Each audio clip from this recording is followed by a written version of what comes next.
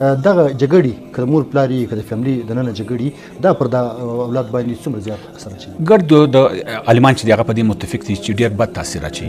یاد لري چې کم مور پلار کمې بدې خولې یا کم ښکنځا یا بل د اولاده په مخ کې یا پرې باندې جسماني تشدد کوي د هغه اولاده به تر هغه 2 وار زیاتي او ډېر نقصان دی. مفتي صاحب اولاد خپل د مور پلار دپاره تکلیف او زحمت هم جوړېدلی شي؟ یقینا دا اولاد چې دی دا د مور د پلار دپاره خالي ګفت نه دی د الله د خوا، دا د اولاد د مور د پلار دپاره یو امتحان دی په دنیا کې. که د ښه تربیت وکړي د هغه ثمره به بیا په سپین ږیرتوب خوري په سپین سرتوب، کې نه وکړي بیا به تر قبره پورې دی په عذاب کې. د مور پلار دپاره د بچي یا د بچیانو اول تعلیمي حق څه دی؟ اول تعلیمي حق دا دی چې کله لور دی که زوی ده 7 کالو ته ورسېدي، نبي علیه الصلاة والسلام وایي دته اوس لمونځ ورزده ولې د اوس پاکي او ناپاکي د خپل ځان سنبالوی سي.